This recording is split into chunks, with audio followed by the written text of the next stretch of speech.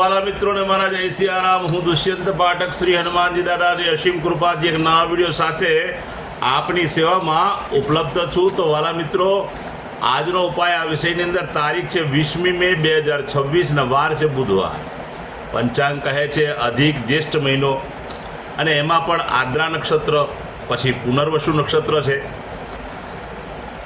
મિથુન રાશિનો ચંદ્ર અને ત્યાર પછી કર્ક રાશિનો ચંદ્ર આવશે અને વૃષભ રાશિનો સૂર્ય છે। અશુભ સમયની જો વાત કરું તો યમગંટ સવારે 7:24 થી 9:04 સુધી છે અને રાહુકાળ બપોરે 12:24 થી શરૂ થઈને 2:03 સુધી છે। આ બંને અશુભ સમય કહેવાય। અશુભ સમયની અંદર કોઈ પણ પ્રકારનું શુભ કાર્ય શુભ યાત્રા ન થાય। શુભ કાર્ય તો શુભ યાત્રા કરવા માટે કોઈ સારું ચોગડિયું સારું મુહૂર્ત લેવું જોઈએ, જેમાં ઉત્તમ અભિજીત મુહૂર્તનો સમય બપોરનો હોય છે, પણ આજના દિવસે ઉત્તમ અભિજીત મુહૂર્તનો સમય અશુભ છે। એટલે તમે કોઈ પણ પ્રકારનું શુભ ચોગડિયું તો શુભ મુહૂર્ત લઈને કાર્યની શરૂઆત અથવા શુભ યાત્રા શરૂ કરી શકો છો। વાત કરીશું આજના ઉપાયની। તો આજના ઉપાયની અંદર વહેલી સવારે સ્નાન કરવા બેસો ત્યારે ગુલાબજળ અને હળદર બેને મિક્સ કરવાના અને નાવાના પાણીમાં પધરાવી દેવાના। નાવાના પાણીમાં થોડું ગુલાબજળ અને 1 ચમચી હળદર પધરાવવાની અને તે જ પાણીથી તમારે નાહવાનું। એમાં ચોખ્ખું પાણી ઉમેરી શકાય, સાબુ શેમ્પૂનો ઉપયોગ પણ કરી શકાય। તમારું સ્નાન થઈ જાય, તમે કપડાં પહેરી લો, ત્યાર પછી તમારે એક સફેદ કાગળ લેવાનું, એની અંદર તમારે લીલા મગ લઈ લેવાના। અડધી ચમચી એની પડીકી બનાવવાની, 24 કલાક માટે પોતાના પોકેટમાં રાખવાની। બીજા દિવસે કોઈ પણ ભગવાનના મંદિરે અથવા પીપળાના ઝાડના મૂળમાં જઈને મૂકી આવવાનું।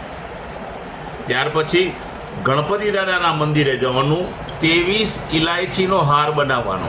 ફરીથી બોલું છું, 23 ઇલાયચીનો હાર બનાવી શ્રી ગણપતિ દાદાને અર્પણ કરવાનો, પગે લાગવાનું, આશીર્વાદ મેળવવાનો।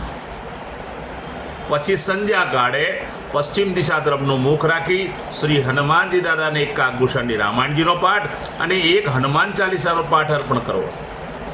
રાત્રે સૂતા પહેલા ઓમ કૃષ્ણાય વાસુદેવાય હરે પરમાત્મને પ્રણતક્લેશનાશાય ગોવિંદાય નમો નમઃ આ મંત્ર પલાવઠી વાળી પોતાની પથારીમાં બેસી અને આ મંત્રનો જાપ કરવો। આ હતો આજનો ઉપાય। જે મારા વાલા મિત્રની જન્મદિવસ 20મી મે 2026 બુધવારના દિવસે આવ્યો છે, તેવા બધા જ વાલા મિત્રોને સૌપ્રથમ તો જન્મદિવસની શુભકામના। શ્રી હનુમાનજી દાદા એમની મનોકામના પૂર્ણ કરે, બલ બુદ્ધિ અને વિદ્યા આપે, એમનું અને એમના પરિવારનું રક્ષણ કરે। ઉપાયના ભાગરૂપે મેં કહ્યું તે પ્રમાણે સ્નાન કરવાનું છે વાલા મિત્રો। ત્યાર પછી ગણપતિ દાદાના મંદિરે જઈ ઇલાયચીનો હાર 23 ઇલાયચીનો હાર ગણપતિ દાદાને પહેરાવવાનો છે। ત્યાર પછી ગૌશાળાએ જવાનું, ગાયોની સેવા કરવાની, ગાયોને લીલું ઘાસનું દાન આપવાનું, સાથે સાથે તમારે ત્યાં જે ભોજન બન્યું હોય તે ભોજન પણ આપવાનું।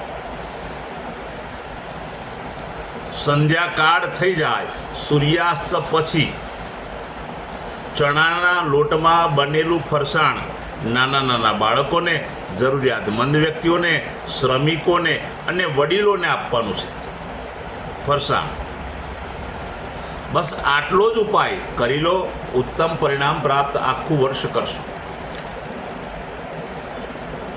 જે મારા વાલા મિત્રની મેરેજ એનિવર્સરી 20મી મે 2026 બુધવારના દિવસે છે, તેવા બધા જ વાલા મિત્રોએ સવાર સ્નાન કરવું, સ્નાન કરી અને વડીલોના ચરણ સ્પર્શ કરવા, આશીર્વાદ મેળવવાના।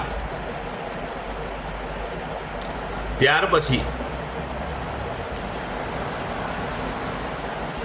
ગૌશાળાએ જઈ ગાયોને લીલું ઘાસનું દાન આપવું। તમારે ત્યાં ભોજન જે બન્યું હોય તે ભોજન ગાયોને અર્પણ કરવું। ત્યાર પછી કોઈ પણ વૃદ્ધાશ્રમમાં, અનાથ આશ્રમમાં, વિધવા આશ્રમમાં જરૂરિયાતમંદ વ્યક્તિઓને, શ્રમિકોને, મંદિર અથવા બ્રાહ્મણોને ચોખાનું અને લીલા મગનું દાન કરવાનું છે। દહીં અને શાકભાજીનું દાન કરવાનું છે. બસ આટલું કરી લો. ભગવાનની અસીમ કૃપા પતિ અને પત્ની પર આખું વર્ષ રહેશે. વાલા મિત્રો, મારા બધા જ વિડીયો યુટ્યુબ પર હોય છે. મારી ચેનલનું નામ છે દુષ્યંત પાઠક. મારી ચેનલને સબસ્ક્રાઈબ કરો. હું દરરોજ એક વિડીયો મૂકું છું. મારા વિડીયોને જોવા માટે તમે બેલ આઇકન દબાવજો. તરત જ તમારા મોબાઈલ પર નોટિફિકેશન આવશે અને તમે મારો વિડીયો તરત જ જોઈ શકશો. મારું ઇન્સ્ટાગ્રામ ફેસબુકનું પેજ છે, એનું નામ પણ દુષ્યંત પાઠક છે. મારા પેજને ફોલો કરજો, લાઈક કરજો અને પ્રાર્થના કરું છું મારા બધા વિડીયોને શેર કરજો.